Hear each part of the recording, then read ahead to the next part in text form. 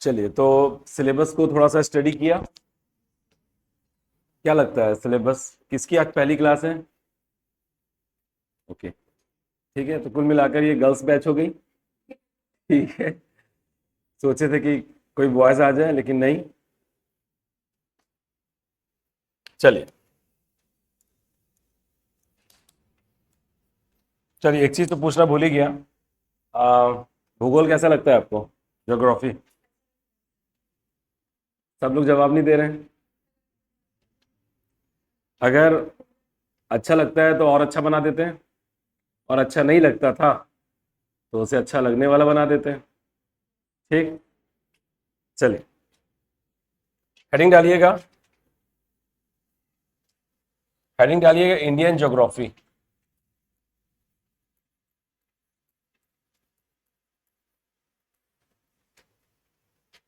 Indian geography का सबसे first chapter जो होगा, फर्स्ट चैप्टर जो है उसका नाम लिखिएगा भारत की अवस्थिति एवं विस्तार। Location and expansion of India.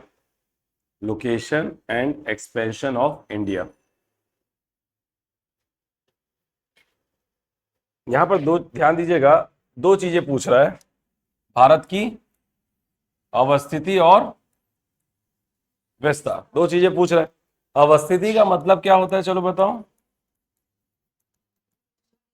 अवस्थिति मतलब लोकेशन, और विस्तार का मतलब लिखिएगा एक्सपेंशन। विस्तार का मतलब लिखिएगा एक्सपेंशन। कल आए थे? बैठिए। विस्तार का मतलब लिखिएगा एक्सपेंशन। तो जब अगर आपसे कोई लोकेशन के बारे में पूछेगा तो लोकेशन के लिए दो चीजों का होना जरूरी है। सबसे पहली है आपकी कौन सी रेखा? अक्षांश रेखा। और दूसरी है आपकी देशांतर रेखा। मतलब पहला लिखिएगा लैटीट्यूड और दूसरा लिखिएगा लॉन्गिट्यूड। अक्षांश और देशांतर को क्या बोलते हैं? Latitude and longitude. अब यहां पर देखिएगा, अक्षांश किसको कहते हैं? तो पृथ्वी पर जो भी लाइन कैसी खींची गई हो, क्षैतिज खींची गई हो, क्षैतिज रेखा, जिसे आप क्या कहते हैं? Horizontal line. तो पृथ्वी पे खींची गई हॉरिजॉन्टल लाइन ही क्या कहलाती है? बोलो, अक्षांश कहलाती है। अगर आप हॉरिजॉन्टल लाइन खींच रहे हो, हॉरिजॉन्टल मतलब क्षैतिज, समझते हैं? नहीं मैडम, बोलिए, समझते हैं? तो ये जो लाइन है इसको बोलते हैं क्षैतिज रेखा, यानी लेटी हुई लाइन, इसको कहते हैं अक्षांश। और जो लाइन पृथ्वी पर कैसी खींची गई हो, बोलो, वर्टिकल खींची गई हो, यानी कि ऊर्ध्वाधर। वर्टिकल क्या बोलते हैं? ऊर्ध्वाधर।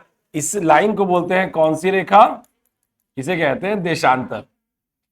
तो जितनी भी आपने कौन सी लाइन खींचोगे, क्षैतिज रेखा, वो क्या कहलाएगी? अक्षांश। और जितना भी आप क्या खींचेंगे, वर्टिकल लाइन खींचेंगे, उसे आप बोलेंगे देशांतर। ये दोनों ही लाइन पृथ्वी पे खींची गई कैसी रेखा है? Imaginary line. क्या बोलेंगे इसको? Imaginary line. ये पृथ्वी पर खींची गई एक काल्पनिक रेखा, इमेजिनरी लाइन। इमेजिनरी लाइन इसलिए कह रहे हैं ताकि इसे हमने खींची कि भगवान ने खींची? हमने खींची, तो ये इमेजिनरी लाइन हुई। भगवान खींचे होते तो फिर वो प्राकृतिक वाली होती। ठीक है, काल्पनिक रेखा। और इनका जो आपस में एक दूसरे को ये काट रही है, जो इनका इंटरसेक्शन पॉइंट है, वही तो है आपका क्या? लोकेशन। उसी को क्या बोलेंगे? लोकेशन। जहां पर ये दोनों का क्या होगा? Intersection point. जहां पर एक दूसरे को काटेगी, उसी इंटरसेक्शन पॉइंट को लिख लीजिएगा इंटरसेक्शन पॉइंट, यानी कि हिंदी में बोलते हैं प्रतिच्छेद बिंदु। बोलिए, प्रतिच्छेद बिंदु को क्या कहते हैं? बोलिए, लोकेशन। तो अगर आपसे कोई लोकेशन की परिभाषा पूछे कि बताइए लोकेशन या अवस्थिति किसको कहते हैं, तो बता दीजिएगा, लिखिएगा, अक्षांश और देशांतर रेखाएं पृथ्वी पर खींची गई वे काल्पनिक रेखा है जिनका प्रतिच्छेद बिंदु आपका क्या कहलाता है? लिख लीजिए परिभाषा। लिखिए, अक्षांश और देशांतर रेखा अक्षांश और देशांतर रेखा पृथ्वी पर खींची गई वे काल्पनिक रेखा होती है। पृथ्वी पर खींची गई वे काल्पनिक रेखा होती है जिसका प्रतिच्छेद बिंदु क्या कहलाता है? बोलिए, अवस्थिति या location. Latitude and longitude are imaginary line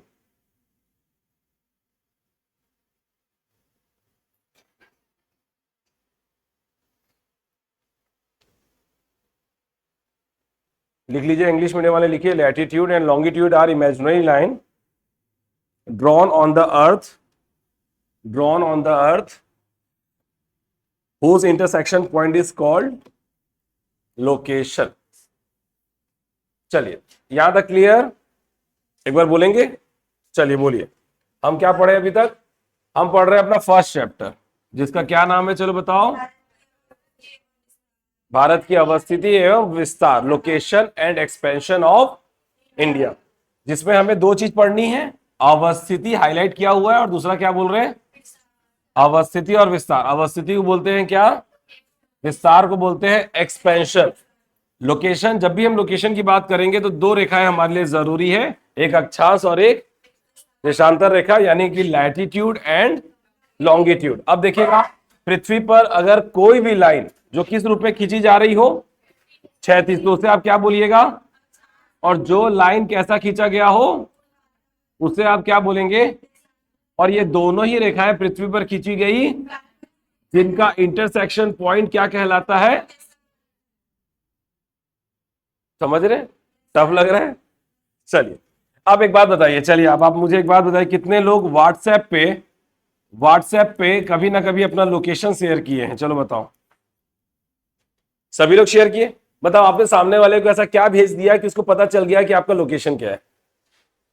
कुछ तो भेजा होगा व्हाट्सएप पे। क्या भेजा कि उसको पता चल गया कि आपका लोकेशन क्या है? करंट क्या? अरे भैया ठीक है, करंट लोकेशन भेजा, लेकिन करंट लोकेशन में क्या भेजा कि उसको पता चल गया कि आप कहां पर हो? अरे अभी तो कह रहा हूं, लोकेशन के लिए क्या जरूरी है? आप पृथ्वी पर सिर्फ एक डॉट हो, सिर्फ एक बिंदु हो। पृथ्वी पर आप एक डॉट हो और आपका एक होगा लैटिट्यूड और एक होगा, आपका एक अक्षांश है और एक देशांतर है। ये जहां पर टकरा रही है वहीं तो आप खड़े हो, वही तो है आपका। बात समझ में आ रही? तो सामने वाले को आपने व्हाट्सएप पे जो करंट लोकेशन भेजा, लाइव लोकेशन भेजा, उसमें क्या भेजा? एक लैटिट्यूड भेजा और एक लॉन्गिट्यूड भेजा, वही आपका लोकेशन, जहां पर वो आपस में एक दूसरे को काटती है। टॉपिक खोल लीजिए सर। अब आपका वो गर्ल्स बैच का खिताब खत्म, ठीक है? अब आपको कोई गर्ल्स बैच नहीं बोलेगा, ठीक है? चलिए, समझ में आया? आप व्हाट्सएप पे जो लोकेशन शेयर करते हो उसमें एक लैटिट्यूड होता है और एक, हर के लोकेशन के लिए, हर किसी के लोकेशन के लिए क्या होगा? एक लैटिट्यूड और एक लॉन्गिट्यूड होगा, और जहां पर काटेगी वहीं पर आप हो, वही है आपका लोकेशन। एग्री? चल, अब मैं एक बात बताइए, अगर मैं भारत की बात कर रहा हूं तो क्या भारत कोई एक बिंदु है जिसका अपना सिर्फ एक ही लैटिट्यूड और एक लॉन्गिट्यूड होगा? भारत तो अपना एक बृहद भौगोलिक आकार है, एक लार्ज ज्योग्राफिकल एरिया है, एक बड़ा सा एरिया है उसका। तो भारत में एक ही अक्षांश खींचोगे, क्षैतिज रेखा, एक ही अक्षांश होगा कि कई सारे अक्षांश होंगे?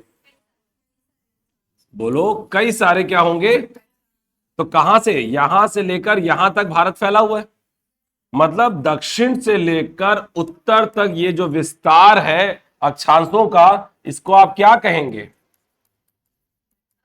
अक्षांशीय विस्तार, यानी लैटिट्यूडनल एक्सपेंशन। ये सब अक्षांश की रेखा है। कल क्यों नहीं आए थे? चलिए, चैप्टर तो आज ही से शुरू हो रहा है हमारा, ठीक है? चलिए, ये सब क्या लाइनें हैं बताओ? अक्षांश। अक्षांशों के विस्तार को क्या बोलेंगे? तो ये जो आपका विस्तार लिखा हुआ है ना, अवस्थिति मतलब लोकेशन, और विस्तार मतलब विस्तार, दो विस्तार होते हैं, एक अक्षांशीय विस्तार और एक देशांतरीय विस्तार। अक्षांशीय विस्तार में दक्षिण से उत्तर का विस्तार भारत का कौन सा विस्तार कहलाएगा? अक्षांशीय विस्तार। और देशांतर के लिए ये देखिए, एक देशांतर रेखा एक ही होगी कि बहुत सारी होगी? बहुत सारी होगी। ठीक है, तो कहां से कहां तक, कहां से कहां तक? ये देखिए, इसको क्या बोलेंगे?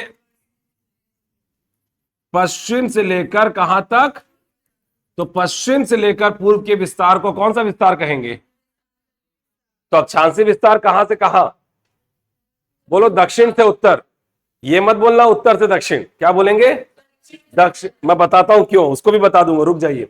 दक्षिण से उत्तर का विस्तार अक्षांशीय विस्तार, पश्चिम से पूर्व का विस्तार एग्री। तो जब आप विस्तार पढ़ेंगे तो लैटिट्यूडनल एक्सपेंशन और लॉन्गिट्यूडनल एक्सपेंशन दोनों को पढ़ेंगे। बात समझ में आ रही? तो अक्षांशीय विस्तार बताता है भारत कितना लंबा है, बड़ा नहीं, लंबा बोलते हैं। अक्षांशीय विस्तार बताता है भारत कितना, और देशांतरी विस्तार बताता है भारत कितना। बात समझ में आ रही? तो भारत यहां से लेकर यहां तक फैला हुआ है और पश्चिम से लेकर यहां से यहां तक फैला हुआ है। ठीक है, तो इस पे विस्तार पे बात करेंगे। यार मुझे एक बात बताइए, मैं यहां पर ये सब चीजों को पढ़ाना शुरू कर दूं इस चैप्टर को, बजाय इसके कि मैं आपसे ये पूछूं कि कितने लोगों को ये शब्द का मतलब पता है, अक्षांश और। अगर आपको इस शब्द का मतलब नहीं पता है तो ये चैप्टर आप नहीं समझ पाओगे। तो बताइए कितने लोगों का अक्षांश देशांतर क्लियर है? अगर क्लियर है तो मैं आगे बढ़ता हूं, और क्लियर नहीं है तो बोलो मैं पढ़ा देता हूं। कौन सा एक बार? ये वाला। चलिए, अब यहां पर एक बात समझिएगा कि भारत जिस पोजीशन पे है, देखिए मैं आपको गोला बना के बताता हूं। गोला बना दिया मैंने। ये सेंटर पे जो मैंने लाइन खींचा है इसको बोलते हैं 0 डिग्री अक्षांश। बोलिए 0 डिग्री लैटिट्यूड। और इस लाइन को बोलते हैं 0 डिग्री देशांतर, यानी 0 डिग्री लॉन्गिट्यूड। एग्री? हमारा भारत कहां है? यहां। बात समझ में आ रही? और यहां होने के नाते हमारा जो नंबरिंग होगा तो 0 के ऊपर क्या जाएंगे आप? 1 डिग्री, 2 डिग्री। तो हम कहां से जा रहे हैं? नीचे से जा रहे हैं कि ऊपर से आ रहे हैं? तो हमारा पहले क्या आएगा? साउथ, फिर आएगा। तो हमारा जो विस्तार है, हमारा जो एक्सपेंशन है वो साउथ टू। और भारत अगर यहां है तो 0 के बाद इधर जाएंगे तो 1 2 3, ये सब पढ़ना बाकी है हमारा। तो पहले क्या वेस्ट आएगा कि पहले ईस्ट आएगा? चलो बताओ। तो हम कहां से कहां आगे बढ़ रहे हैं? West to east. तो हमारा जो एक्सपेंशन है, लैटिट्यूडनल एक्सपेंशन, वो साउथ टू नॉर्थ का होगा। और लॉन्गिट्यूडनल एक्सपेंशन जो होगा वो वेस्ट टू, मतलब जब आप अक्षांशीय विस्तार की बात करोगे तो आप कहां से कहां आगे बढ़ोगे? दक्षिण से उत्तर की ओर। और जब आप देशांतरी विस्तार की बात करोगे तो आप पश्चिम से कहां जाओगे? पूर्व की ओर जाओगे। बात समझ में आ रही? चलिए, देखिए, पढ़ने की एक वजह, ना पढ़ने की 50 वजह। कितने लोगों को डीसी बनना है? तो पढ़ना पड़ेगा। बात समझ में आ रही? एकदम पूरा कंसंट्रेशन के साथ पढ़ना पड़ेगा, कोई लापरवाही बिल्कुल नहीं है ना। चलिए, अब एक बात बताइए, अक्षांश और देशांतर क्लियर है या नहीं? जल्दी बताइए। पक्का? अच्छा, क्या है अक्षांश और देशांतर बताओ जरा। हाँ, बस इतना ही कि और भी कुछ बताएंगे? Number of latitude in earth is equal to, बताइए, पृथ्वी पे अक्षांशों की संख्या कितनी है? बोलो बोलो, पता है? हाँ, अनगिनत। वाह, गलत। पृथ्वी पर अक्षांशों की संख्या कितनी है? बोलो बोलो। हाँ मैडम, पता था आपको, बताओ। हाँ हाँ, वो भी अक्षांश रेखा होती है, लेकिन कितनी है टोटल अक्षांश रेखाएं? आइए। और देशांतर रेखाएं कितनी है? इसी को तो पढ़ना है, इसी को तो पढ़ना है। चलिए, कुल मिलाकर नहीं पता है ना। अब देखिएगा, हम पढ़ने, और ये अक्षांश देशांतर रेखाएं कहां पर खींची गई है? तो चलो, पृथ्वी पर खींची गई अक्षांश और देशांतर रेखाओं के बारे में पढ़ना शुरू करते हैं। एग्री? चलिए, तो हेडिंग डालिएगा, पृथ्वी का अक्षांश, अर्थ लैटिट्यूड। हटा दे इसको, कुछ नहीं लिख रहे हो, क्यों? हाँ, चलिए, अब हेडिंग डालिएगा, पृथ्वी का अक्षांश, अर्थ लैटिट्यूड। जल्दी जल्दी लिखते रहिएगा एकदम से, बहुत कुछ पढ़ना है। अब पृथ्वी के अक्षांश में देखिए, एक सर्कल बनाइए, एक सर्कल बनाइए जल्दी से। इंग्लिश मीडियम बेटा, हिंदी मीडियम? हम हिंदी मीडियम वाले लोग अलग से दिख जाते हैं ना। अरे तारीफ कर रहा हूं, ठीक है। चलिए आइए, पृथ्वी के सेंटर पे लाइन खींचिए। देखिए पृथ्वी के सेंटर पे लाइन खींचिए और सर्कल डायग्राम हमेशा बड़ा बनाइएगा। इतना बड़ा सा डायग्राम बना के जाओगे तो क्या मिलेगा आपको? बड़ा डायग्राम बनाइए, बड़ा डायग्राम बनाइए, दिखाइए अपना डायग्राम, दिखाइए, कॉपी दिखाइए मुझे। ठीक है, ठीक है। हाँ, मैडम ने बहुत अच्छा डायग्राम बनाया, देखिए उनका डायग्राम देखिए, दिख रहा है आपको? वैसा बनना चाहिए। हाँ, तो चलिए, पृथ्वी के सेंटर पे जो आपने लाइन खींची उसको बोलते हैं 0 डिग्री अक्षांश, यानी 0 डिग्री लैटिट्यूड। बोलिए, इसी को बोलते हैं कौन सी रेखा? बोलिए, विषुवत रेखा। इसी को बोलते हैं कौन सी रेखा? भूमध्य रेखा। और इंग्लिश में इसको लिखिएगा, बोलते हैं इक्वेटर। तो क्या समझा आपने? पृथ्वी के सेंटर पे जो लाइन खींची जाती है उसी को बोलते हैं 0 डिग्री अक्षांश, उसी को बोलते हैं विषुवत रेखा, भूमध्य रेखा, या इंग्लिश में बोलते हैं इक्वेटर या इक्वेटोरियल लाइन। बोलो हाँ। अब आप एक बात बताइए, अगर पृथ्वी हमारी कैसी है? बोलो गोल है। मत बोलना चपटी है सर। हाँ चपटी है, लेकिन चपटी बाद में है ना, पहले तो गोल बोल के चलिए। वो चपटी भी क्यों है वो भी बताऊंगा आगे बाद में, ठीक है। एक ही दिन में सब चीज नहीं पढ़ी जाती, समय के हिसाब से पढ़ी जाती है, ठीक है। चलिए, पृथ्वी हमारी गोल है और ये जो मैंने सेंटर पे लाइन खींचा जिसको आप क्या कह रहे हैं? 0 डिग्री अक्षांश यानी 0 डिग्री लैटिट्यूड। ये सेंटर पे खींचा गया लाइन पृथ्वी को कितने भागों में बांट रहा है? तो जो पृथ्वी हमारी गोल है और गोले को आधा कर दो तो आधा गोला क्या कहलाता है? आधा गोला को क्या बोलेंगे? अरे बोलो, आधे गोले को क्या बोलेंगे? बहुत पता था क्या? अक्षांश। आधे गोले को क्या बोलेंगे? गैस करो। अरे इतने बड़े हो गए हो, नहीं मालूम? गोले के व्यास कहां से हो गया? गोले के आधे को बोलते हैं गोलार्ध, यानी हेमिस्फीयर। तो याद रखिएगा, इसको क्या लिखिएगा? गोलार्ध, यानी कि हेमिस्फीयर। क्या बोलेंगे? हेमिस्फीयर। तो यहां पर मुझे एक बात बताइए, ये बताइए ऊपर में इसको क्या बोलते हैं? इसको क्या बोलते हैं? ये क्या है और ये क्या है? मुझे एक बात बताइए, ये दो गोले जो आधे आधे बटे हैं वो कौन से डायरेक्शन में बटे हैं? उत्तर दक्षिण की पूरब पश्चिम, नॉर्थ साउथ? तो ये जो हेमिस्फीयर है ये नॉर्दर्न हेमिस्फीयर, साउदर्न हेमिस्फीयर। बोलो हाँ। यानी कि उत्तरी गोलार्ध और नीचे वाले को आप क्या बोलोगे? दक्षिणी गोलार्ध। बात समझ में आ रही? तो ये जो 0 डिग्री अक्षांश है ना, इसने पृथ्वी को दो गोलार्धों में बांट दिया, उत्तरी गोलार्ध और दक्षिणी गोलार्ध। बोलो हाँ। चल, बहुत पीछे नहीं बैठा है बेटे आप, तो काहे पीछे बैठे हो? आ जाओ, आगे आ जाओ। वही सोच रहे हो, सामने की जगह छोड़कर पीछे बैठा जा रहा है। क्या मिलता है पीछे बैठ के? और कोई है चश्मे में? मेरे को भी चश्मा लगा है, ऐसा नहीं है। चलिए, तो और कोई पीछे से आगे बैठना चाहे? ठीक है, हाँ बेटा वहां बैठ जाइए, उनके बगल में। वो बैग हटा दीजिए।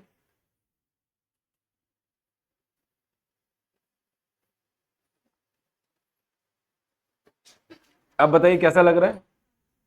तो वही तो मैं भी कह रहा था, ठीक है। अब बोलो तो बॉयज को पीछे करके गर्ल्स को आगे कर दे, ऐसा कुछ जरूरत नहीं है। हाँ, मजाक कर रहा था, ठीक है। तो यहां पर 0 डिग्री अक्षांश पृथ्वी को कितने गोलार्धों में बांट रहा है? अब देखिए, 0 डिग्री अक्षांश के ऊपर की आधी पृथ्वी को क्या बोलते हैं? सब बोल के पढ़िएंगे, ठीक है। और दक्षिण की आधी पृथ्वी को बोलिए दक्षिणी गोलार्ध। एग्री? उत्तरी गोलार्ध, देखिए ये सेंटर पे जो अक्षांश है उसको बोलेंगे 0 डिग्री अक्षांश।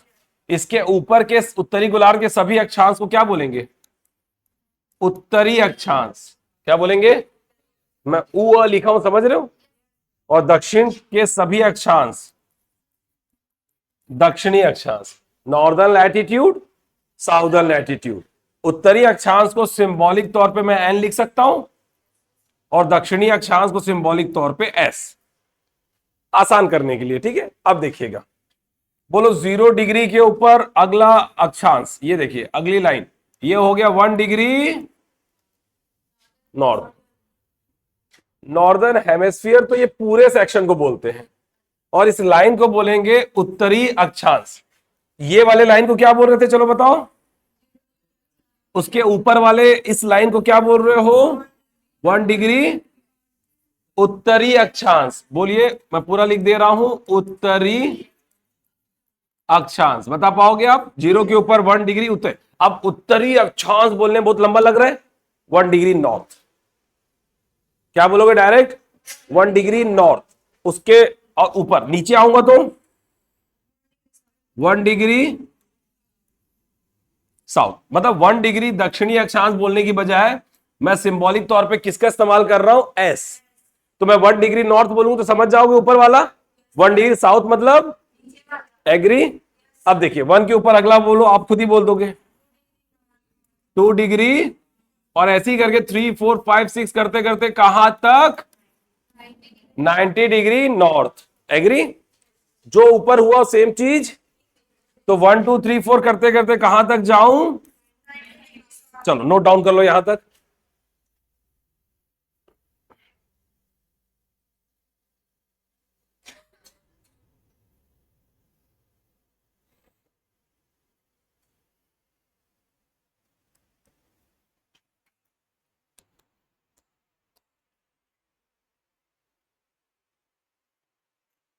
हो गया। अब आप देखिए यहां पर 1 2 3 4 करके ऊपर जाओगे तो एक समय आएगा जब 23 में पहुंचोगे, और ऊपर जाओगे तो 23 के ऊपर क्या आता है, 24, और दोनों के बीच में क्या आएगा, 23.5। अरे 23 24 के बीच में 23.5 आएगा कि नहीं। तो यहां पर लिख लीजिएगा 23.5 डिग्री नॉर्थ। बात समझ में आ रही है। और नीचे में क्या लिखोगे,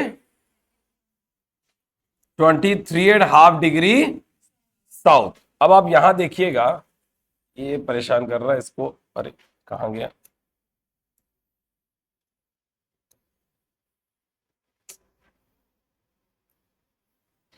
चलो अब यहां पर बताइए, 23.5 डिग्री नॉर्थ को बोलते हैं कर्क रेखा, Tropic of Cancer, Tropic of Cancer. और 23.5 डिग्री साउथ को कहते हैं ट्रॉपिक ऑफ कैप्रिकॉर्न, यानी कि मकर रेखा। तो कर्क रेखा किस अक्षांश पर है, चलो बताओ। वाह, उत्तरी अक्षांश, 23.5 डिग्री उत्तरी अक्षांश, 23.5 डिग्री नॉर्थ। और मकर रेखा किस अक्षांश को, हाँ बोलने की आदत डालो, बोलो। चलिए, कितने लोग अपने घरों से आए पढ़ने के लिए, घरों से मतलब गांव से, कितने लोग लोकल रायपुर के हैं, ठीक है। और कितने लोग बाहर से आए हैं, मतलब रायपुर से बाहर जिद करके, अरे रायपुर वाले 3 लोग और बाहर से आए हुए 3 लोग, बाकी लोग कहां से आए हैं, मतलब कितने लोग लोकल रायपुर के हैं वो बताइए। अच्छा, और कितने लोग गांव से, मतलब घर से आप यहां आए हैं पढ़ने के लिए, घर वालों से झगड़ा करके, रिश्तेदारों से झगड़ा करके, झगड़ा करके मतलब रिश्तेदार तो होते ही हैं झगड़ा करने के लिए, तो मतलब घर वालों को क्या बोल के आए हो बताओ, कि मुझे एक मौका चाहिए अपने आप को साबित करने का कि मैं भी अफसर बिटिया बन सकती हूँ, यही यही बोल के आए होंगे। और पापा भी यही इंतजार कर रहे हैं कि मेरी बेटी कब अफसर बिटिया बनेगी। तो इन सब के बीच में क्या आ जाता है, पढ़ाई। क्या आ जाती है, तो अब आप अगर पढ़ाई नहीं करोगे तो पापा का सपना जो है बेटी का अफसर बिटिया बनने का, वो कैसे पूरा होगा, है कि नहीं। तो अब आप पढ़ाई के साथ कोई कॉम्प्रोमाइज कर सकते हो क्या, समझ में आ रहा है तो भी समझना है, और नहीं आ रहा है तो भी समझना है। मतलब कोई चीज ऐसी है ही नहीं जो नहीं समझ में आए, मतलब भला मुझे कोई चीज समझ में ना आए, ऐसा कैसे हो सकता है, मुझे हर चीज समझ में आएगी, और नहीं आएगी तो भी समझ के रहूंगा, सॉरी रहूंगी, रहूंगी दोनों। बात समझ में आ रही। तो समझना ही है, मतलब ये ऑप्शन में है ही नहीं आपके पास कि मेरे को समझ में नहीं आ रहा है, एक तो समझ में आएगा नहीं, ऐसा हो ही नहीं सकता। इसलिए नहीं कि मैं पढ़ा रहा हूं, इसलिए ताकि भूगोल में ऐसा कुछ टफ है ही नहीं जो समझ में ना आए, लाइन ही तो खींच रहा हूं मैं। बात समझ में आ रही है? तो भूगोल, मैं आपको फिर कह रहा हूं, आने वाले समय में आप खुद ये बात बोलोगे कि भूगोल सबसे इंटरेस्टिंग विषय था सर। जितना भी विषय पढ़ोगे उसमें आप ये दावा करोगे कि भूगोल सबसे इंटरेस्टिंग था, यकीन मानो।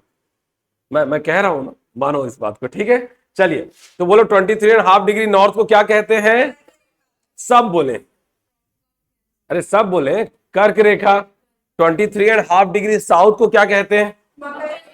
चलता है ना, 23.5 डिग्री साउथ बोल रहा हूं कि 23.5 डिग्री दक्षिण अक्षांश बोलूं तो ही समझोगे, समझ रहे हो ना? हाँ ठीक है, चलिए। उसके ऊपर मैं और ऊपर आऊंगा तो 66 आएगी, 67 आएगा, दोनों के बीच में बोलो 66.5 डिग्री नॉर्थ, इसको बोलते हैं आर्कटिक सर्कल। बोलिए क्या बोलेंगे? Arctic circle. और यहां पर इसको कहते हैं 66.5 डिग्री साउथ, इसको बोलते हैं क्या? Antarctic circle. बोलिए आर्कटिक सर्कल और अंटार्कटिक सर्कल। बोलो आर्कटिक, अंटार्कटिक, दोनों को बोल के बताओ, आर्कटिक अंटार्कटिक, 2-3 बार बोलो। अंटा अंटा अंटा, अरे ये आगे बढ़ोगे भी, अंटा अंटा किए जा रहे हो। बोलो आर्कटिक, बोलो अंटार्कटिक। कौन है जो दोनों बोल पाएगा? हाथ ऊपर करो। तो आपको क्या लगे, जो हाथ ऊपर करे उन्हीं से पूछूंगा? हाँ मैडम बताइए। आर्टिक नहीं है, आर्कटिक है।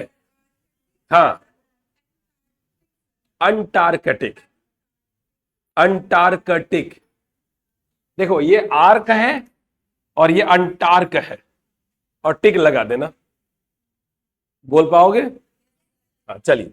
फिर ये जो 90 डिग्री नॉर्थ है इसको बोलते हैं उत्तरी ध्रुव, यानी कि नॉर्दर्न पोल। बोलो नॉर्दर्न पोल। और ये जो 90 डिग्री साउथ है इसको बोलते हैं दक्षिणी ध्रुव, यानी कि साउदर्न पोल। एग्री? तो यहां पर आपने देखा कि किस किस अक्षांश को किस किस नाम से जानते हैं। तो सबसे पहले बोलो 0 डिग्री अक्षांश को क्या नाम से जाना आपने? सब बोले, मजा आएगा बोल के पढ़ने में, पता है आप इंजॉय नहीं करना चाहते लगता है। बोल के पढ़िए, 0 डिग्री अक्षांश को क्या बोलते हैं? या इक्वेटर, या इक्वेटर। 23.5 डिग्री नॉर्थ को जल्दी बोलो, 23.5 डिग्री साउथ को, 66.5 डिग्री नॉर्थ को, 66.5 डिग्री साउथ को, 90 डिग्री नॉर्थ को, 90 डिग्री साउथ को। क्या तकलीफ है बताओ, कोई दिक्कत? एंजॉय करिए अपनी पढ़ाई को, मजा आएगा। चलिए अब देखिए, यहां पर हटा देता हूं मैं इसको। अब यहां पर एक बात बताइए कि अगर मैंने कोई गोला बनाया तो वो क्या होगा? बोलो पृथ्वी। ठीक, अगर सेंटर पे लाइन खींच दी तो मुझे लिखने या बताने की जरूरत है क्या कि 0 डिग्री अक्षांश पर खींचा गया ये इक्वेटर है? कि समझ गया ये इक्वेटर ही है। इसके ऊपर अगर मैंने ऐसी लाइन खींची तो क्या बताऊं कि आप समझ गए कि 23.5 डिग्री नॉर्थ पर खींची गई ये कर्क रेखा है। ये कौन सी रेखा है? 23.5 डिग्री साउथ पर खींची गई मकर रेखा। ये लाइन खींच दूं तो ये क्या है? आर्कटिक सर्कल 66.5 डिग्री नॉर्थ पर खींचा गया है। ये क्या है? जो 66.5 डिग्री साउथ पर खींचा गया है। इस बिंदु को क्या बोलते हैं? नॉर्दर्न पोल। और इसको बोलते हैं साउदर्न पोल जो 90 डिग्री पर है। बोलो हाँ। चलो एक बार और हो जाए। चलिए एक बार और बताइए, बोलिए क्या है ये? अर्थ यानी पृथ्वी। ये क्या है? इक्वेटर। आप हमेशा सेंटर पे खींची गई लाइन को क्या बोल के रिप्रेजेंट करेंगे? और इनको बोलिएगा poles, northern pole and southern pole. तो ये हो गया इक्वेटर। ये क्या हो गई? कर्क रेखा, आर्कटिक सर्कल, मकर रेखा, अंटार्कटिक सर्कल, नॉर्दर्न पोल, साउदर्न पोल। कोई दिक्कत? मैं कुछ भी नहीं लिखा फिर भी आपने सब कुछ बता दिया। यही तो खासियत है वुमेन एम्पावरमेंट की। ठीक है, चलिए ठीक है। तो यहां पर आपको इस लेवल तक पहुंचना है जहां पर सर आप कुछ लिखो मत, मैं समझ जाऊंगा कि आपने क्या लिखा है। बात समझ में आ रही? ठीक है, यहां तक हो गया। अब देखिए, इतना सब होने के बाद अगर मैं आपसे पूछूं, बताइए पृथ्वी पे अक्षांशों की संख्या कितनी है? नंबर ऑफ लैटिट्यूड, बताइए नंबर ऑफ लैटिट्यूड कितने हैं? 5। कौन बोला 5? गलत। 180 गलत। बोलिए ना, बोल। 120 हद से ज्यादा गलत। 111 भी गलत। बोलिए और गलत हो जाइए। 300 भी गलत। अरे बोलो, देखो काउंट करने आता है? गलत। काउंट करने आता है? काउंट करो कितने अक्षांश है। 180 गलत।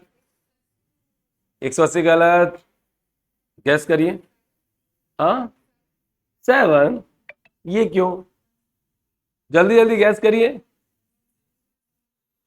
चलिए, मतलब कुल मिला के हमारे यहाँ के बच्चों को और बच्चियों को अभी बहुत पढ़ने की जरूरत है। एग्री? 184 गलत। अरे जोड़ रहा हूं, रुक जाइए। लेकिन ये तो बात समझ में आ रही कि अभी बहुत मेहनत करना है ना। चलिए, देखिए मेहनत ज्यादा करना, इससे डरने की जरूरत नहीं है। डरना तब जब आप मेहनत करना चाहो और कर ना पाओ। गलत। 181। बात समझ में आ रही? चलो देखते हैं कैसे। अब 0 के ऊपर क्या है? उत्तरी अक्षांश। तो आप 1 से शुरू करिए। देखिए 1 डिग्री नॉर्थ से लेकर 90 डिग्री नॉर्थ। बोलो हाँ। 1 to 90। 1 to 90 में टोटल कितने नंबर होते हैं? चलो बताओ। 90, क्योंकि जब भी आप 1 से स्टार्ट करते हो तो जो आपका आखिरी नंबर होता है वही आपका टोटल नंबर भी होता है। जैसे 1 to 5 में कितने नंबर होते हैं? 1 2 3 4 5। 1 to 10 में कितने नंबर होते हैं? 1 to 20 में कितने नंबर होते हैं? 1 to 90 में कितने नंबर होते हैं? तो 1 to 90 में टोटल 90 नंबर्स होते हैं। और ये 90 क्या है? उत्तरी अक्षांशों की संख्या। यहीं से उत्तरी अक्षांश शुरू हो रहे हैं, यहीं तक चल रहे हैं। अब जो चीज ऊपर हुआ वो सेम चीज नीचे। 1 to 90 टोटल 90। ये क्या है आपके? बोलो, दक्षिणी अक्षांशों की संख्या, नंबर ऑफ साउदर्न लैटिट्यूड। चलिए, तो उत्तरी अक्षांशों की संख्या कितनी? दक्षिणी अक्षांशों की संख्या कितनी? 90 90। ठीक। क्या रह गया जो हमने अब तक नहीं लिया? क्या बात है, 0 डिग्री भी तो क्या है? और हम वही तो निकाल रहे हैं अक्षांशों की संख्या, तो उसको भी लिखूं कि नहीं लिखूं? तो 0 को भी एक यहां पर जोड़ दूं तो कितना? अब 0 को जोड़ना मतलब कोई ऐसा तो नहीं सर 0 को जोड़ोगे तो उतना ही तो आएगा। अच्छा, वही सोच रहे हो क्या? बेटा 0 डिग्री में 0 डिग्री अक्षांश एक अक्षांश है। वैसे ही जैसे 1 डिग्री एक, 2 डिग्री भी, 90 डिग्री भी एक ही अक्षांश है। बात समझ में आ रही है? वैसे 0 डिग्री एक ही अक्षांश है, तो 0 डिग्री को ऐड करना मतलब एक अक्षांश को ऐड करना। कितना हो गया? 181। कोई पूछे कि पृथ्वी पे अक्षांशों की संख्या कितनी है? 181।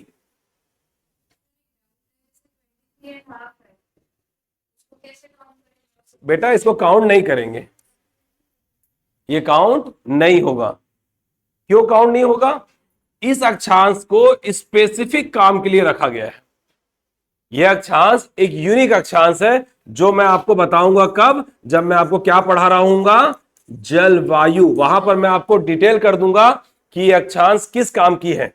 मतलब ये कर्क रेखा मकर रेखा एक्चुअल में क्यों खींचा गया। जब सारे अक्षांश 1 2 3 4 है तो 23 24 के बीच में 23.5 के कर्क रेखा बोलने की क्या जरूरत थी? 23.5 साउथ को मकर रेखा बोलने की क्या जरूरत थी?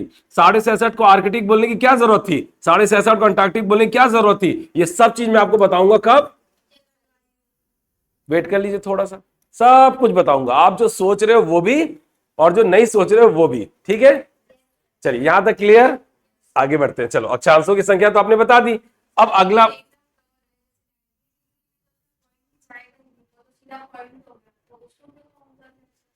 क्योंकि वो भी एक क्या है? अक्षांश है। वो भी एक क्या है? इसलिए उसको काउंट कर रहे हैं। हाँ, अक्षांश क्या सच में, अक्षांश क्या एक रेखा है? अक्षांश क्या है? एक प्रकार का कोण। अक्षांश क्या है? एक प्रकार का कोण। तो ये जब कोण बनेगा तो कितने डिग्री का बनेगा? 90 डिग्री का बनेगा। तो वो कोण है जो 90 डिग्री का बन रहा है, इसलिए 90 डिग्री ले रहे हैं। अक्षांश को एक लाइन नहीं है, बताता हूं, रुक जाइए। चलिए, वो सब हाँ, वो सब एंगुलर डिस्टेंस है, कोणीय दूरी है। बताता हूं, रुक जाइए, सब कुछ बता दूंगा फिलहाल। तो यहां पर ये बताइए अक्षांशों की संख्या कितनी हुई? 181। अब अगर मैं आपसे पूछूं अक्षांश वृत्तों की संख्या कितनी है? अक्षांश वृत्तों की संख्या कितनी है? Number of circle of latitude, number of circle of latitude की अक्षांश वृत्तों की संख्या कितनी है? बताइए, बोलो बोलो।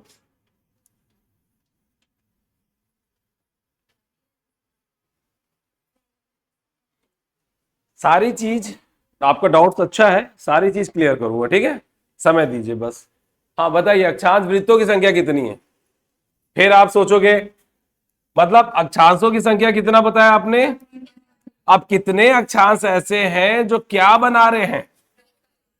अब थोड़ा और क्लियर हो रहा है, कितने अक्षांश ऐसे हैं जो वृत्त बना रहे हैं? चलो बताओ।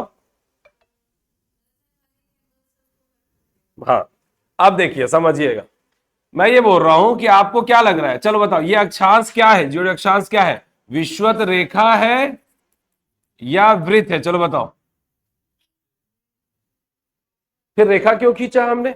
रेखा क्यों बोला? विषुवत रेखा क्यों बोलते हैं? भूमध्य रेखा क्यों बोलते हैं? चलो बताओ। जब वृत्त ही है अक्षांश तो फिर हम रेखा क्यों बोल रहे हैं? कौन दोनों के बीच में? चलिए मैं बताता हूं आपको। हमारे पढ़ने के दो नजरिए होते हैं। पहला जब हम किस में पढ़ रहे होते हैं? ग्लोब में। और दूसरा जब हम किस में पढ़ रहे होते हैं? बोर्ड में। ग्लोब देखे हो कभी? वो जो ग्लोब, अर्थ, स्मॉल अर्थ, ठीक है। तो ग्लोब में आप एक बात बताइए, जब अक्षांश, ग्लोब में जब सेंटर पे आप अक्षांश खींचोगे 0 डिग्री अक्षांश, तो उसमें क्या करोगे? शुरू करोगे खींचना, तो जब खींच के कंप्लीट करोगे तो क्या बन जाएगा? मतलब जिस बिंदु शुरू किया, जब वापस उसी बिंदु में मिलेगा आपका, तो क्या बन जाएगा? आपने यहां से शुरू किया और ये सेंटर पे खींचते खींचते जब मिला दिया तो क्या बन गया? तो जब आपने ग्लोब में 0 डिग्री अक्षांश खींचा तो ये क्या बन गया? एक।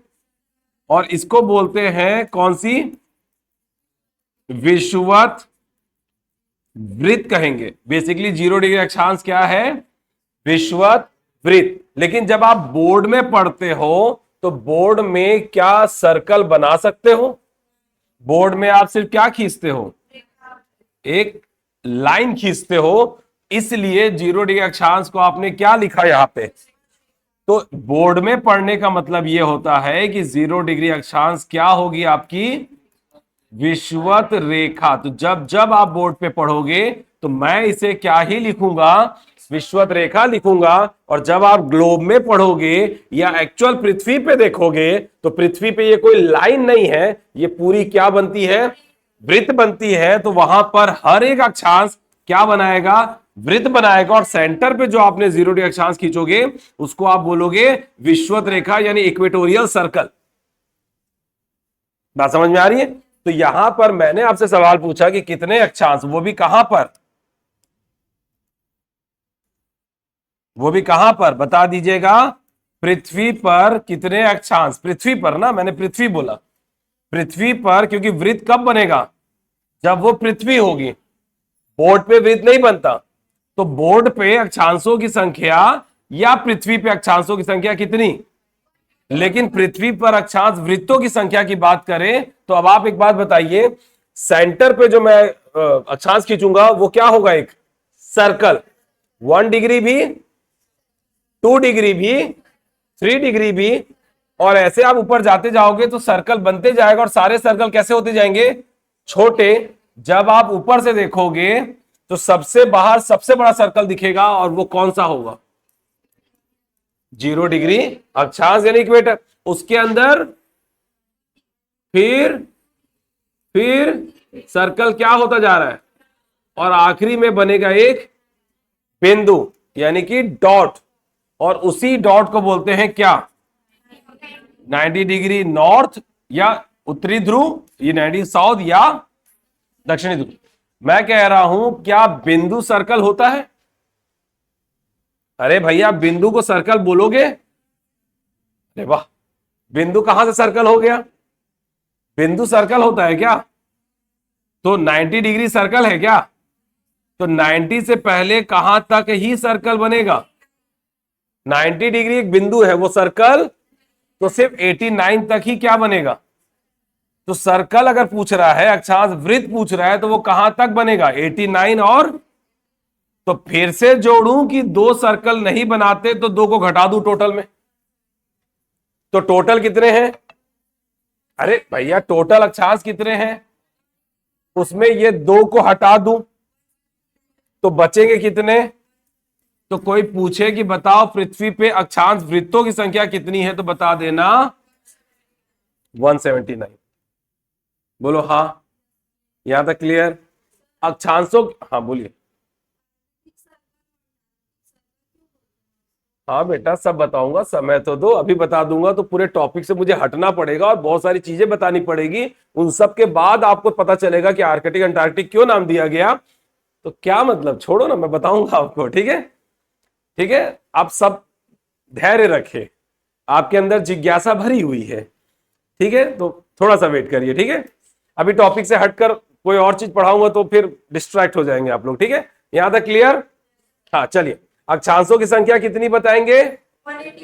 अक्षांश वृत्तों की संख्या कितनी बताएंगे? यहां तक क्लियर? चल ये भी हो गया। अब देखिए, हाँ लिख लो जो लिखना है जैसे। अब देखिए 0 और 1 ये दो अक्षांश हो गए, इनके बीच की दूरी कितनी है बताओ? 0 और 1 के बीच की दूरी बोलो 111 किलोमीटर। बोलो 1 और 2 के बीच की दूरी भी कितनी है? 111 किलोमीटर। 2 और 3 के बीच की दूरी भी कितनी है? 3 और 4 के बीच की दूरी, 4 और 5 के बीच की दूरी। क्या समझ में आया? अरे क्या समझ में आया? सभी अक्षांशों के बीच की दूरी समान होती है, जो कि कितनी होती है? चाहे आप 1 2 लो, 2 3 लो, 3 4 लो, 4 5 लो, 5 6 लो, 6 7 लो, सभी के बीच की दूरी कितनी है? समान। तो लिख लीजिएगा, सभी अक्षांशों के बीच की दूरी, सभी अक्षांशों के बीच की दूरी, अक्षांशों के बीच की दूरी समान होती है। क्या बोलेंगे? समान होती है, जो कि कितनी होती है? 111 किलोमीटर। एग्री? एग्री? उसके बाद अगला, अब यहां पर एक बात और समझो। बोलो ये क्या है आपका? ये है आपका इक्वेटर, इक्वेटर, और ये है आपका पोल्स, नॉर्दर्न पोल, साउदर्न पोल। ये है आपका सूर्य, सूरज की ये आ रही है कौन सी किरणें? अरे भैया सीधी किरणें। और ये है आपकी कौन सी किरणें? तिरछी किरणें। ये हो गई आपकी तिरछी। तो पता ये चला कि सूरज से किरणें सीधी भी आती है और तिरछी भी आती है। जहां पर सीधी पड़ेगी वहां पर कौन सा टेम्परेचर, जहां पर तिरछी पड़ेगी वहां पर कौन सा टेम्परेचर? Low temperature. अब कोई बताएगा ऐसा क्यों होता है? चलो सोचो, सोचो, सीधी पड़ने से हाई टेम्परेचर क्यों होता है और तिरछी पड़ने से लो टेम्परेचर क्यों होता है? चलो बताओ, बोलो बोलो बोलो, जल्दी बोलो। सीधी पड़ने से हाई क्यों, तिरछी पड़ने से लो क्यों? मैडम कोई भी आइडिया? आप किसको सबसे पहले हाईलाइट करोगे? डिस्टेंस को। डिस्टेंस की बात करोगे तो लो, सूरज की सीधी किरणें दूर से पड़ रही है तब भी हाई टेम्परेचर होगा, और तिरछी किरणों को चलो और पास से पढ़ा दो, तिरछी किरणें पास से पड़ेगी तो भी कौन सा टेम्परेचर होगा? बताओ ऐसा क्यों होता है,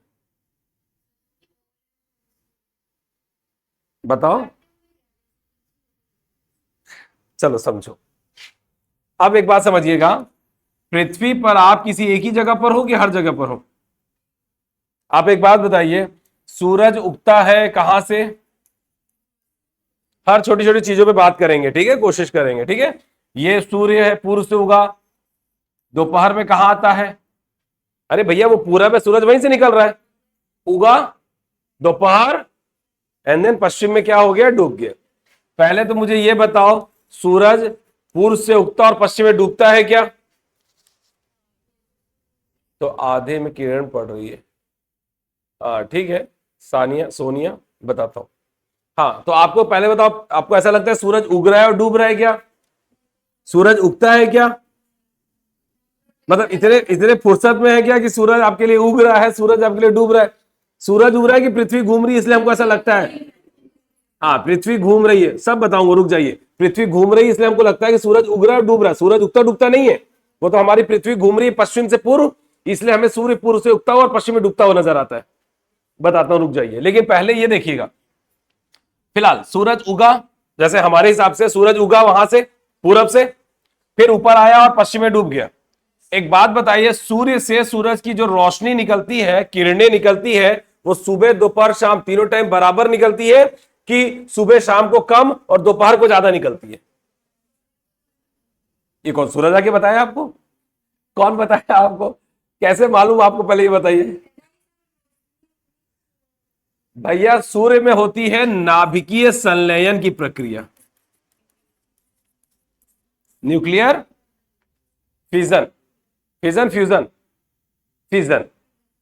तो नाभिकीय संलयन, तो सूर्य में कौन सी प्रक्रिया होती है? जिसमें दो हाइड्रोजन मिलकर हीलियम का निर्माण करते हैं और भारी मात्रा में क्या मुक्त करते हैं, ऊर्जा, एनर्जी रिलीज करते हैं, और वही आपको सूर्य के प्रकाश के रूप में मिलता है।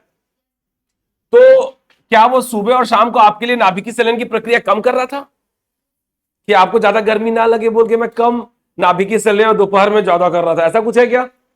तो सुबह भी, दोपहर भी और शाम को सेम मात्रा में नाभिकीय संलयन की प्रक्रिया हो रही है और सेम मात्रा में ऊर्जा मुक्त हो रही है। मतलब जितनी किरणें सुबह निकलती है उतने ही दोपहर को और उतने ही शाम को निकलती है। फिर भी आपको दोपहर में गर्मी लग रही है, सुबह और शाम को नहीं लगती, क्यों?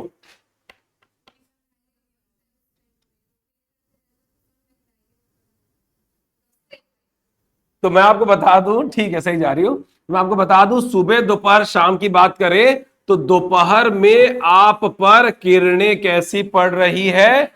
बोलो। सीधी। और सुबह और शाम को आप पर किरणें कैसी पड़ रही है? तिरछी पड़ रही है। आ गए ना सीधी और तिरछी में? तो किरणें जब सीधी पड़ती है तो वहां पर क्या होती है? गर्मी, या वो जगह क्या होती है? गर्म। और जब तिरछी पड़ती है तो वो जगह क्या होती है? ठंडी। समझे? नहीं अभी रुको, पूरा नहीं हुआ है, रुको बताता हूं। जब सूरज की किरणें कैसी पड़ेगी?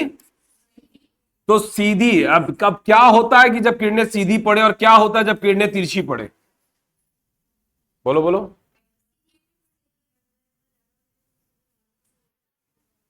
ठीक है, चलो बहुत बढ़िया। अब क्या होता है, देखिए, जब सूरज की सीधी किरणें पृथ्वी पर पड़ती है तो पृथ्वी सीधी किरणों को क्या कर लेती है? एब्जॉर्ब कर लेती है, जिसकी वजह से जमीन क्या हो गई? और जमीन गर्म हो गई तो उसके ऊपर की हवा भी क्या हो जाएगी? कितने लोग घर में रोटी बनाते हैं और कितने लोग रोटी बनाने के लिए तवा को गर्म हुआ है कि नहीं बोल के तवा को छू के देखते हैं कि कहता गर्म हो गया? ऐसा करते हो कि तवा के ऊपर हाथ रख देते हो और अगर ऊपर की हवा गर्म तो समझना नीचे तवा गर्म? भाई रोटी बनाते समय ये बिल्कुल नहीं कि आप तवा छू के देखो, उसके ऊपर की हवा से पता चल जाता है तवा गर्म है कि नहीं। तो जब जमीन गर्म होती है तो उसके ऊपर की हवा भी क्या हो जाती है? और हवा गर्म तो आपको क्या लगेगी? अगर मैं ये पूछूं कि आपको गर्मी और ठंडी की बात करें तो हाई टेम्परेचर और लो टेम्परेचर की वजह कौन होती है? गर्मी का बढ़ जाना और ठंडी का होना, ये किस पे निर्भर करता है? सब कुछ किस पर निर्भर करता है? सारी मौसमी गतिविधियां, जो क्लाइमेटिक एक्टिविटीज है, वो सब कुछ किस पर निर्भर करती है? गर्मी का लगना हवा की वजह से, ठंडी का लगना हवा की वजह से, बारिश का होना हवा की वजह से, वाष्पीकरण इवेपोरेशन का होना हवा की वजह से, आंधी तूफान का चलना हवा की वजह से, साइक्लोन का आना हवा की वजह से, और हमारे जिंदा रहने की वजह भी हवा ही है। सब की वजह हवा। चलो बाकी का तो छोड़ो, गर्मी और ठंडी की वजह हवा क्यों है, चलो बताओ। हवा जैसी होगी वैसे ही आपको लगेगा। अभी एसी चालू किया, कैसा लग रही, कौन सी हवा आ रही है उसमें से, तो आपको कैसा लगेगा। और बाहर धूप, या यहां पर हीटर चालू कर दूं, कमरे की हवा कैसी हो जाएगी। बाहर मौसम भले ठंडी का हो लेकिन कमरा हीटर की वजह से गर्म रहता है, बोलो हाँ। तो हवा का गर्म होना आपको गर्मी देता है और हवा का ठंडा होना आपको ठंडी देता है। तो मैं ये कह रहा हूं, जब सूरज की सीधी किरणें पड़ेगी तो पृथ्वी सीधी किरणों क्या कर लिया, एब्जॉर्ब कर ली, जिसकी वजह से जमीन गर्म हो गई, और जमीन गर्म हो गई तो ऊपर की हवा भी गर्म हो जाएगी, हवा गर्म हो गई तो आपको गर्मी लगेगी, बोलो हाँ। तो वो जगह गर्म हुई और आपको गर्मी लग रही है। लेकिन सुबह के टाइम पे क्या हुआ, किरणें कैसी आई, तो जब किरणें तिरछी होती है तो वो एब्जॉर्ब की जाती है कि रिफ्लेक्ट होती है, और जब किरणें रिफ्लेक्ट हो गई तो पृथ्वी ने उन किरणों को एब्जॉर्ब, जिसकी वजह से पृथ्वी गर्म, और पृथ्वी जब गर्म नहीं हुई तो हवा भी गर्म, तो हवा कैसी रहेगी। तो क्यों सुबह आपको ठंडी और क्यों दोपहर को गर्मी लगती है, बात समझ में आ रही है। क्योंकि सुबह के टाइम पे सूरज की तिरछी किरणों को पृथ्वी एब्जॉर्ब नहीं करती, जिसकी वजह से पृथ्वी गर्म नहीं होती, पृथ्वी गर्म नहीं तो हवा गर्म नहीं, हवा गर्म नहीं तो हवा, तो आपको भी ठंडी लगेगा। और फिर 6 बजे के बाद 7 बजेगी, बोलो 8 बजेगी, 9 बजेगी, किरणें कैसी होती जा रही है, अरे किरणें कैसी होती जा रही है, सीधी, जिसकी वजह से पृथ्वी उन सीधी किरणों क्या करना शुरू कर देगा, पृथ्वी धीरे धीरे क्या होने लगेगा, पृथ्वी में भी कौन सी जगह जहां आप इसकी बात कर रहे हैं, ठीक है। धीरे धीरे किरणें जब सीधी होती जाएगी, जमीन गर्म होती जाएगी और आपको गर्मी लगना शुरू हो जाएगा, और दोपहर में आपको लगेगा कि यार बहुत गर्मी लग रही है, क्यों, क्योंकि सूरज की सीधी किरणें अब आप पे पड़ रही है, बोलो हाँ।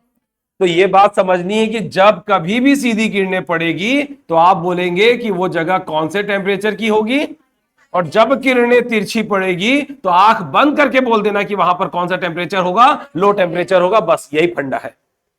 सीधी किरणों पे हाई टेम्परेचर होगा और तिरछी किरणों पे लो टेम्परेचर होगा।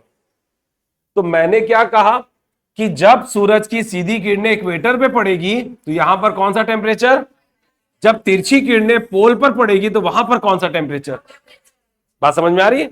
तो इक्वेटर पे मैंने कहा हाई टेम्परेचर, पोल पे मैंने कहा, अब आपको मैं लेकर जाता हूं इक्वेटर से पोल की ओर, बात समझ में आ रही है। इक्वेटर से पोल की ओर जाने पर टेम्परेचर बढ़ेगा कि कम होगा, भैया जब हाई टेम्परेचर से लो टेम्परेचर की ओर जाने बोलूं तो ऑब्वियस सी बात है कम होगा, ठीक है। तो इक्वेटर से पोल की ओर जाने पर टेम्परेचर कम होगा, मतलब 0 डिग्री का टेम्परेचर से कम होगा। ए भैया 0 के बाद 1 पे गए तो टेम्परेचर बढ़ा कि कम हुआ, 1 के बाद 2 पे गए, बेटा कम होगा ना। इक्वेटर पे हाई, पोल पे लो, तो आप हाई से लो की ओर जा रहे हो ना, मतलब गर्म से ठंडे की ओर जाओगे तो ठंडी ही लगेगी ना कि गर्मी लगेगी, कितने लोगों को ठंडी गर्मी लगेगी ये बताओ। इक्वेटर पे हाई टेम्परेचर, फिर 1 पे गए तो टेम्परेचर कम, 2 पे गए तो, 3 पे गए तो इक्वेटर से पोल की ओर जाने पे टेम्परेचर क्या होते जाते हैं, कम होते जाते हैं। मतलब अक्षांश का बदलना किसको कम करता है, मतलब अक्षांश के बदलने से क्या बदलता है, बात समझ में आ रही है। और टेम्परेचर के बदलने से क्या बदल जाती है, यानी क्लाइमेट, यानी अक्षांश का बदलना टेम्परेचर को बदलता है, और टेम्परेचर का बदलना जलवायु को बदलता है। यानी अक्षांश के बदलने से डायरेक्ट बोलिए जलवायु, क्लाइमेट बदल जाती है। मतलब मैं अगर 0 डिग्री पे हूं तो यहां का टेम्परेचर कितना है, जब आप 1 पे जाओगे तो टेम्परेचर क्या हो जाएगी। तो किसी भी दो अक्षांश का टेम्परेचर एक, अरे 0 से 1 गए टेम्परेचर बदला कि नहीं बदला, तो किसी भी दो अक्षांश का 1 से 2 गए तो टेम्परेचर बदला कि नहीं बदला, तो टेम्परेचर सेम कि अलग, 2 से 3 गए तो अक्षांश के बदलने से, तो किसी भी दो अक्षांश का टेम्परेचर एक हुआ क्या, हाँ। तो लिख लीजिएगा किसी भी दो अक्षांश का टेम्परेचर क्या नहीं हो सकता, किसी भी दो अक्षांश का टेम्परेचर एक नहीं हो सकता। किसी भी दो अक्षांश का टेम्परेचर एक नहीं हो सकता। यानी कि कितने अक्षांश है आपके पास? 100। हर अक्षांश का टेम्परेचर क्या होगा? और सिर्फ टेम्परेचर ही अलग नहीं होगा, बल्कि क्या भी अलग होगा। मैं 0 डिग्री पे हूं तो मेरा क्लाइमेट कुछ और है। 1 पे गया तो क्या बदल गई? क्लाइमेट। 2 पे गया तो क्लाइमेट बदल गई। मतलब अक्षांश का बदलना किसको बदलता है? देखिए एक लाइन लिख लीजिएगा, अक्षांश के बदलने से क्या बदल रहा है? जलवायु बदलती है। और वहीं पर देशांतर के बदलने से क्या बदलेगा? बात समझ में आ रही है? या ये कहिए अक्षांश के बदलने से टेम्परेचर बदलेगा और जलवायु बदलेगी, देशांतर के बदलने से समय बदलेगा और दिन बदलेगी। ठीक है, नहीं समझ में आए? देशांतर का मैं समझाऊंगा। देशांतर पढ़ाने के दौरान अक्षांश के बदलने से टेम्परेचर बदला था, और टेम्परेचर के बदलने से क्या बदलेगा? क्योंकि जलवायु को परिवर्तित करने का सबसे इंपॉर्टेंट कारक कौन है? मतलब जलवायु कब बदलती है? जब कौन बदलता है? टेम्परेचर बदला तो डेफिनेटली क्या बदल जाएगी? क्लाइमेट बदल जाएगा, जलवायु बदल जाएगी। चलिए अब यहां पर देखिए, मैं आपको एक लेवल और ऊपर लेकर जाता हूं। जलवायु और मौसम, ये मौसम मतलब वेदर, वेदर, और जलवायु मतलब क्लाइमेट। अब मुझे एक बात बताइए, मौसम और जलवायु में क्या अंतर है? वो गाना सुने ना, मौसम की तरह। हाँ क्या बात है, वेदर डेली चेंज होता है, और क्लाइमेट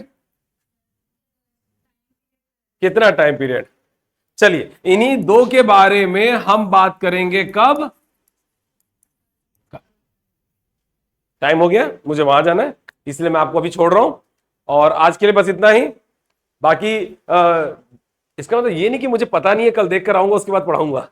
ठीक है, बता सकता हूं अभी भी। ठीक है, जलवायु और मौसम में क्या अंतर है, कल मैं आऊंगा और पूछूंगा क्या पढ़ा रहा था, तो बोलना सर आप बता रहे थे कि जलवायु और मौसम में क्या अंतर है।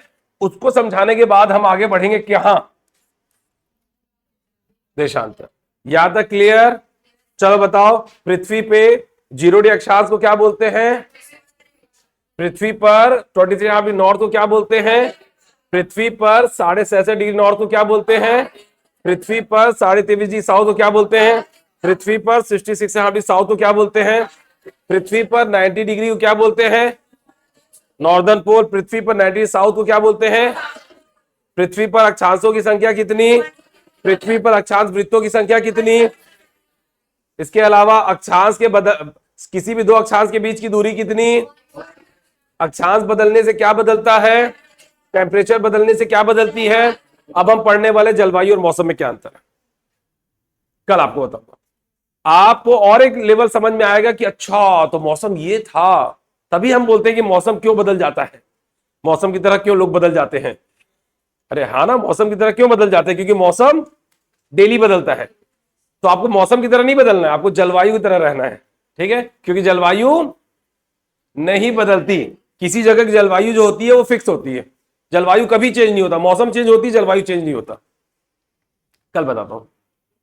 क्या मैं आपको समझा पाया? क्या आप मुझसे समझ पाए? पढ़ें, अच्छे से नोट्स बनाएं और एंजॉय करें अपनी पढ़ाई को। पढ़ाई को बोझ मत समझें, पढ़ाई को जिम्मेदारी समझें। जिस दिन आपकी पढ़ाई आपको जिम्मेदारी लगने लग जाएगी, आपकी पढ़ाई आपको बहुत कुछ देके जाएगी। और जब आपकी पढ़ाई आपको बोझ लगेगी ना, आपकी पढ़ाई आपसे बहुत कुछ लेकर जाएगी। याद रख लेना, जब पीएससी देने पर आए ना तो आपको फर्स्ट से लेकर अर्थ तक पहुंचा देती है, और लेने पर आए ना तो पैरों तले जमीन भी खींच लेती है। बात समझ में आ रही है? तो पीएससी से लेना है कि पीएससी को अपना सब कुछ देना है? लेना है। ठीक है, तो लेने वाला बनो, देने वाला नहीं। ठीक है, चलिए मिलते हैं फिर। चलिए।